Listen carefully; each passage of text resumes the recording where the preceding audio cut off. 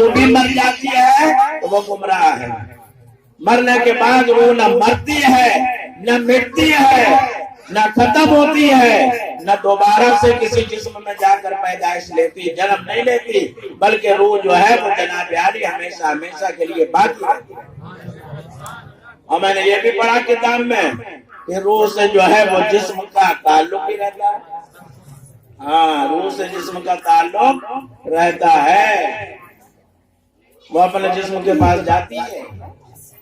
ہاں، روح سے جسم کا تعلق رہتا ہے. اسی لیے کہا جاتا کہ قبر کو کشادہ بناؤ، اچھا بناؤ، صفائی کے ساتھ بناؤ، دیکھنے میں لگے کہ ہاں قبر جو ہے وہ ایسا ہے کہ دیکھنے بعد پتا چلے کہ ہاں قبر جو ہے وہ اس طریقے کی ہے کہ قبر میں جب آنے کے بعد نکیرین قبر آتے ہیں تو کہتے ہیں کہ اے مرنے والے تو اچھے اعمال کر کے آیا ہے تو سو جا جیسے بھولا سے. مرنے کے بعد تو نظارہ کچھ اور ہے. ہم نے اپنی قبر کو بلا دیا، حشر کو بلا دیا، میدان محشر کو بھول گئے، ہم اپنی آخرت کو بھول گئے، اس چیز کو بھول گئے کہ ہمیں مرنا ہے، ہمیں موت آنا ہے. ہر ایک نہ ایک دن ہم اس دنیا سے جائیں گے. اس چیز کو ذہن میں رکھ کے، اپنے دماغ میں رکھ کے اپنی زندگی کو گزارو.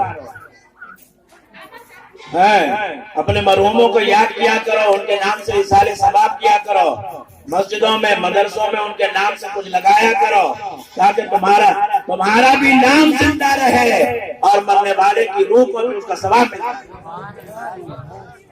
اللہ کے حبیب سید عالم صلی اللہ علیہ وسلم ارشاد فرماتے ہیں بنی اسرائیل کی قوم میں ایک شخص تھا،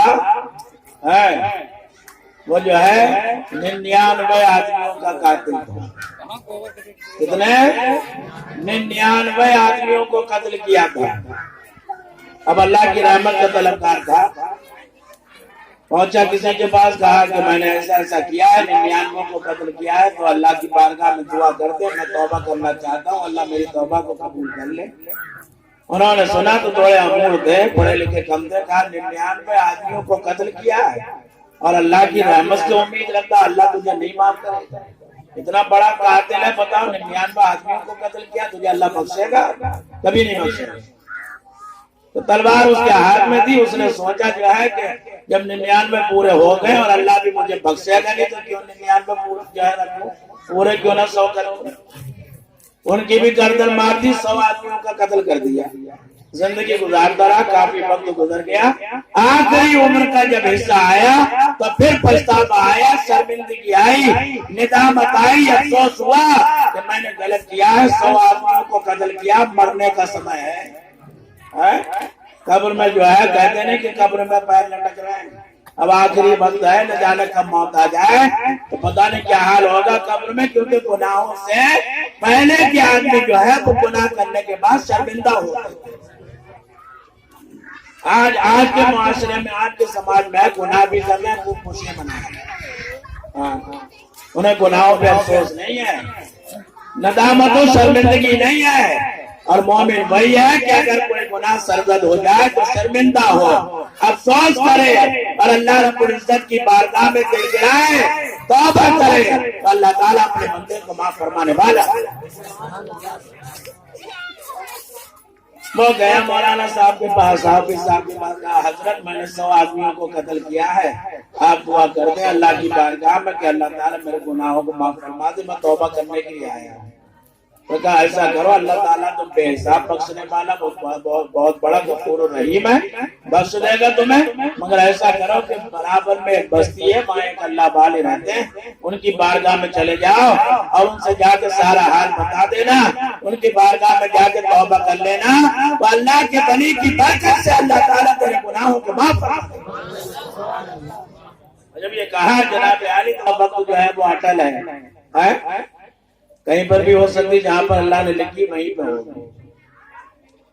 جس جگہ لکھی پردیس میں ہے تو پردیس میں ہونا، دیش میں ہے تو دیش میں ہونا، اسپتال میں لکھی تو اسپتال میں ہونا، راستے میں لکھی تو راستے میں ہونا، موت آنا جہاں لکھی اللہ نے وہیں پر ہونا.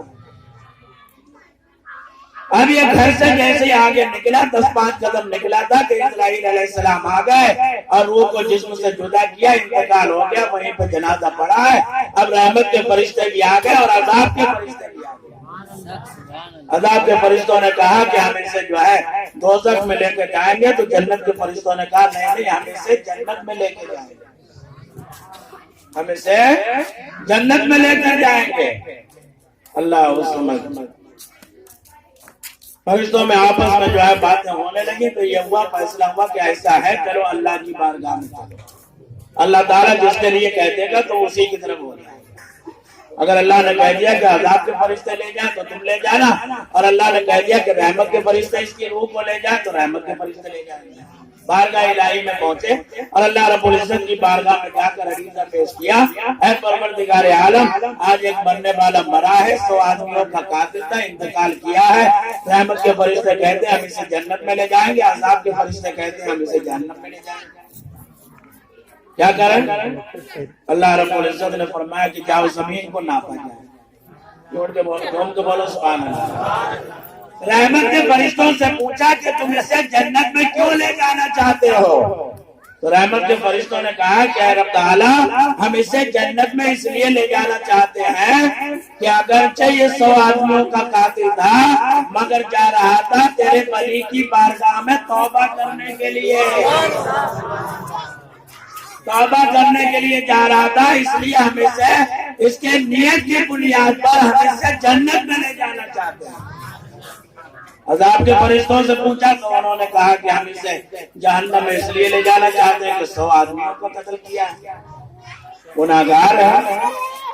اللہ رب العزت نے فرمایا فرشتوں سے کہ جاؤ، اچھا ایسا کرو، اپنے گھر سے جہاں پر گیا تھا، جہاں انتقال کیا ہے، اس جگہ کو ناپو، اور وہاں جہاں انتقال کیا وہاں سے لے کے اللہ والے کے گھر کا ناپو۔ اگر اللہ والے کے قریب ہوگا تو جنت میں جائے گا، اور اگر اپنے گھر سے قریب ہوگا تو جہنم میں جائے گا۔ ادھر زمین کو حکم دیا، ادھر فرشتوں کو حکم دیا، فرشتے آئے اور اللہ نے ادھر زمین کو حکم دے دیا کہ اے زمین اس کے گھر سے دور ہو جائے اور اللہ والے کے قریب ہو جائے، کیونکہ اللہ کی رحمت جو ہے وہ جناب عالی بہانہ تلاش کرتی ہے۔ بہانہ ہے، کوئی بہانہ بندہ مجھے ایسا دے دے کہ مجھے بخش دے۔ یہ محفل میلاد مصطفیٰ یہ بہانے ہیں، اللہ تعالیٰ اس بہانے کے صدقے اس محفل پاک کی برکت سے ضرور مرحوم کو جنت عطا فرمائے۔ سبحان اللہ۔